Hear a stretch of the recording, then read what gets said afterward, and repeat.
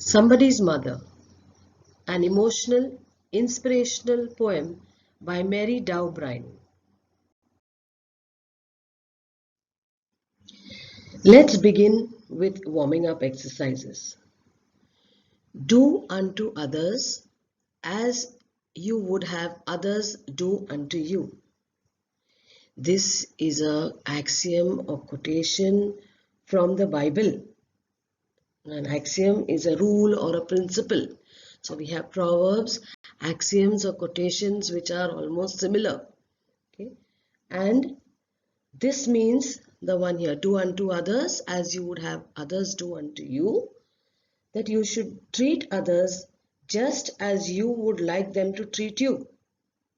Now, you have to find at least 5 other proverbs, axioms or quotation which have the same message. You can search the internet, dictionary of proverbs, you can ask your elders. Okay, I have done one for you, and that is, be careful how you treat people. What you do to others has a funny way of coming back to you. Now you have to write 4 more. Question 2, you study the following sets of words. First one, pleased, happy, joyful, ecstatic. Ecstatic means very, very happy. So we start with the smaller kind of happiness, go up to be happy, then we get little more joy, and then we are very happy. So we are going from small to big, and that means ascending order. In the same way, here we have letter, a group of letters make a word, a group of words make a sentence, and lots of sentences together make a paragraph.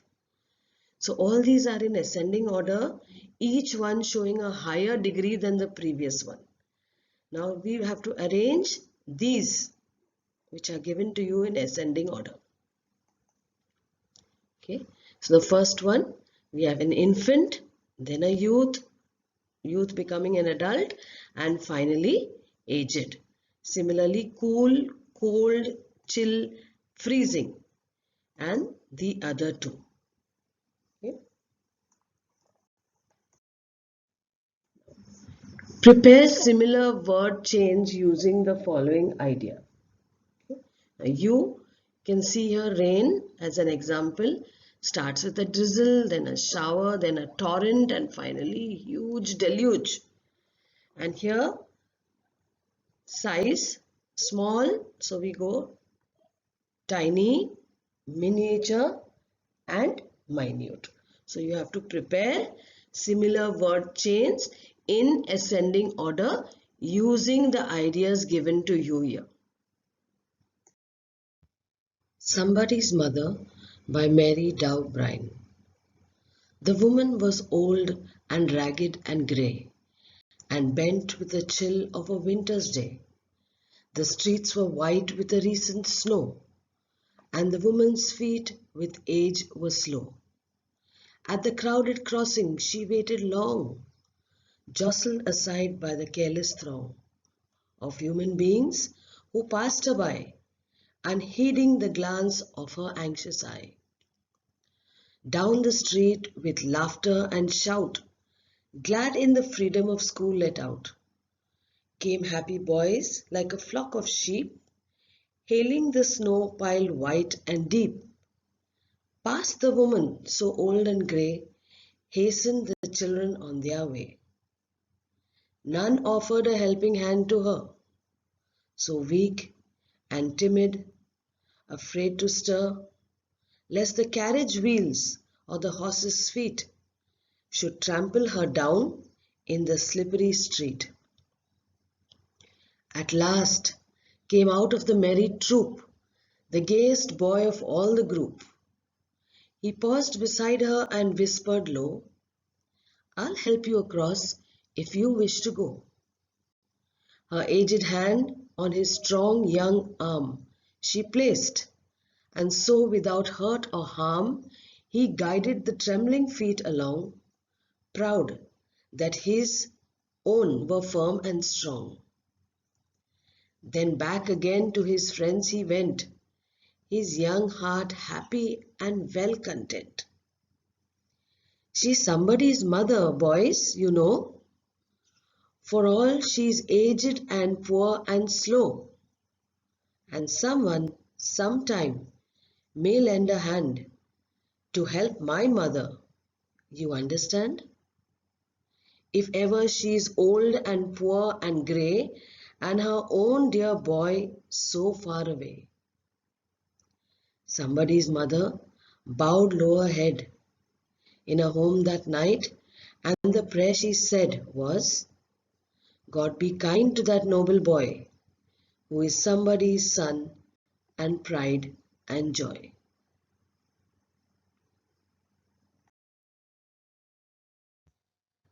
The central idea and summary of the poem.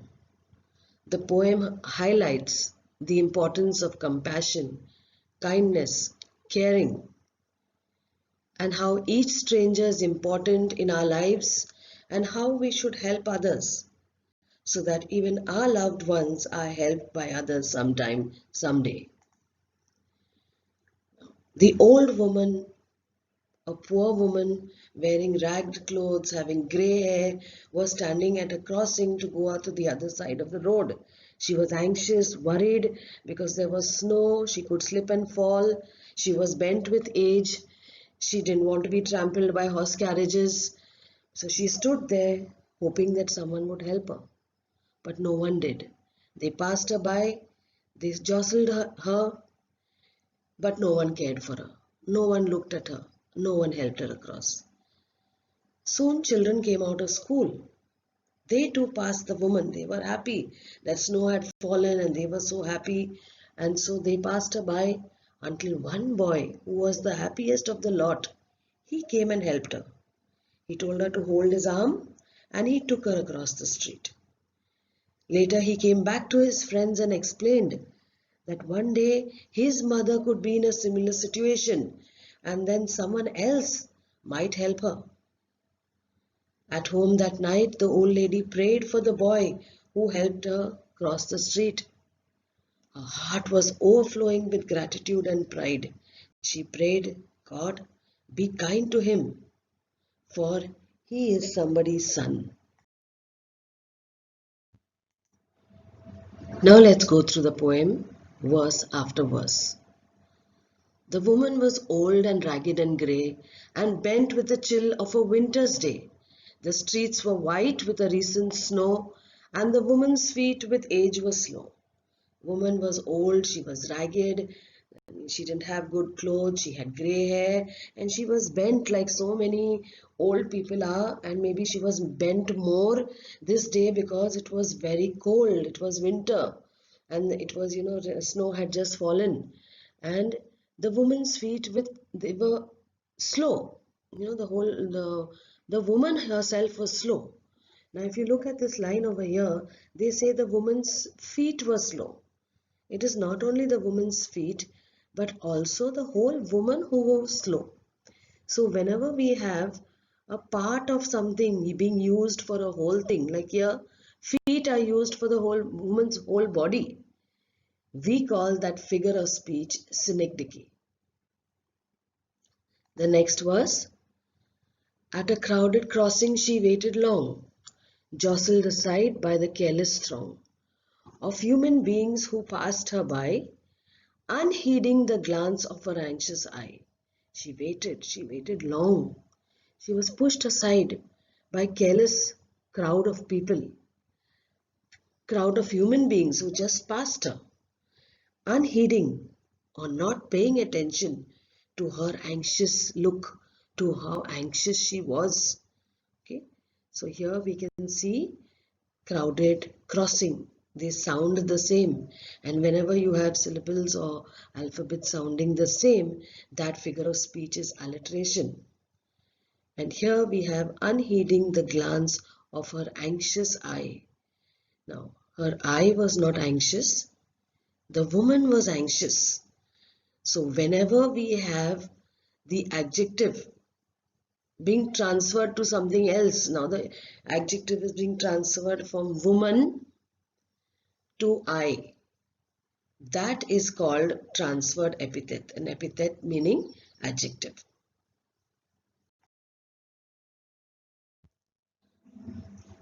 Down the street with laughter and shout, glad in the freedom of school let out, came happy boys like a flock of sheep, hailing the snow piled white and deep. Past the woman, so old and grey, hastened the children on their way. Down the street, laughing, shouting, very glad and happy that school is let out, came groups of boys like flock of sheep, all together, laughing, being so happy. And they were happier that there was recent snow that they could play around with. And so, in their happiness and in their own, gladness, they passed the woman who was standing there and they hastened on their way. Now, look at this line here. Came happy boys like a flock of sheep. Now, boys are compared to a flock of sheep using the word like, and you know that is the figure of speech called simile. Next verse. None offered a helping hand to her, so weak and timid, afraid to stir, lest the carriage wheels or the horse's feet should trample her down in the slippery street. Now, no one offered to help her.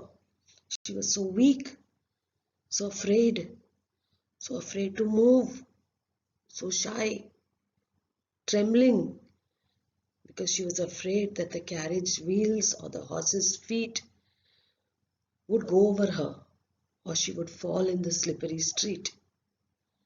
Now, none offered a helping hand to her. Helping hand, her, repetition of the H, the syllable, and therefore we have the figure of speech alliteration. Now, in this line, weak, timid, afraid to stir, everything means the same. So when we use two or more words which mean the same thing, we call that figure of speech tautology.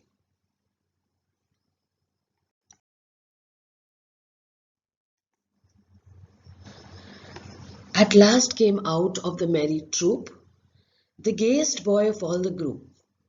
He paused beside her and whispered low, I'll help you across if you wish to go.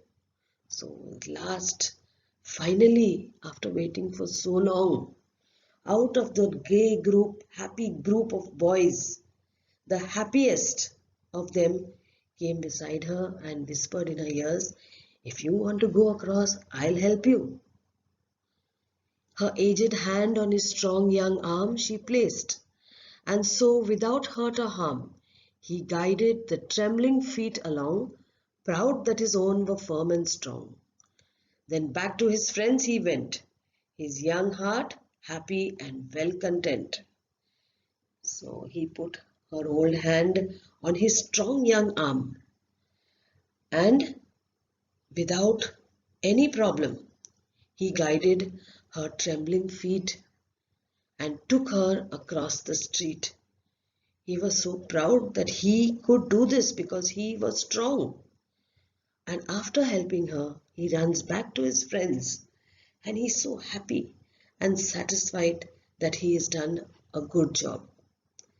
So, this line she placed and without hurt or harm. Two words meaning the same thing, hurting or harming. So, when two words are used, similar words for poetic effect, that figure of speech is called tautology. In this line, then back again to his friends he went. Now we would say it in normal prose. We would say it like he went to his friends back again, or he went back again to his friends. But here you can see in poetry this is allowed. For poetic effect, we can invert the words, and that figure of speech is called inversion.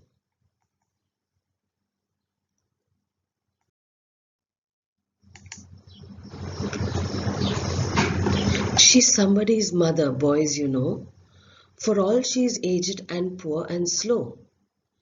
And someone, sometime, may lend a hand to help my mother, you understand? If ever she's old and poor and grey, and her own dear boy so far away. Somebody's mother bowed low her head in her home that night, and the prayer she said was, God be kind to that noble boy, who is somebody's son and pride and joy. So the boy told his friends, you know boys, she's somebody's mother. She's old, she's poor, and she's slow today. But I helped her because sometime in the future when my mother is old and poor and grey and I'm not there to help her, someone else may lend a hand or help her. That night somebody's mother in her house, she bowed her head and she prayed in the night for that little boy who helped her. And she said, God, be kind to him. Be kind to that boy who's a good boy. He has fine qualities. He's a caring, loving boy. And moreover, he's somebody's son and pride and joy. Now, if you see here in the last verse, we have the last line of each, last word of each line, head and said. They are rhyming words. And here we have boy and joy, which are also rhyming words. So now, when we have to write the rhyme scheme of any poem, we look at the last word of every line. And if they are similar, we put a similar alphabet to it. So if this is A, said sounds like head, so this will also be A. Now boy doesn't sound like said, so we come to B here. But because joy sounds like boy, we write B also here. So the rhyme scheme of this poem is AABB. Okay. Now, in the appreciation, you have four main points that you have to concentrate upon. That is the title of the poem, which is Somebody's Mother. Who the poem has been written by, Mary Dow Brine. Write one line about Mary Dow Brine. Okay. That she writes children's books. Then the rhyme scheme of the poem, which is AABB. Then you can put in 2 or 3 figures of speech, okay, and the line which has that figure of speech in it. Okay, I have done Synecdoche and transferred epithet here. You can put in whichever figure of speech you want to. And then finally you come to the central idea or theme of the poem. This is a list of the new figures of speech we have learned in this poem. Synecdoche, a part is used to refer to a whole or vice versa. Transferred epithet, the epithet or the adjective is transferred from one noun to the other. Tautology, 2 words used to express the same idea.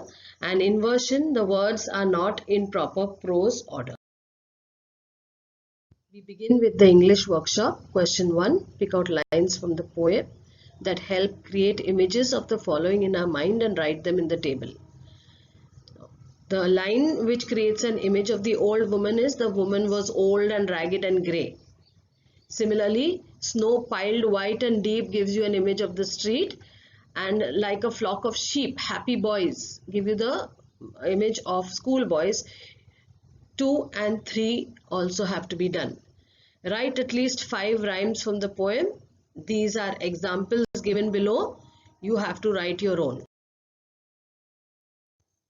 Question 3. Give in your own words 2 reasons for each of the following. The woman was reluctant to cross the street by herself. She was reluctant, or she didn't want to cross the street because she was old and weak, and because she was afraid of being run over by horse carriages. Similarly, there are 2 reasons for each of these sentences. Question 4. Think and write in 5 to 6 lines why most of the people on a road or street ignore those in need of help. What about you? Write about your feelings after you have helped or not helped someone when needed. Okay, you can use this as a help. If you help someone, you feel satisfied, nice and happy. And if you don't help someone, you think about it later and maybe regret it.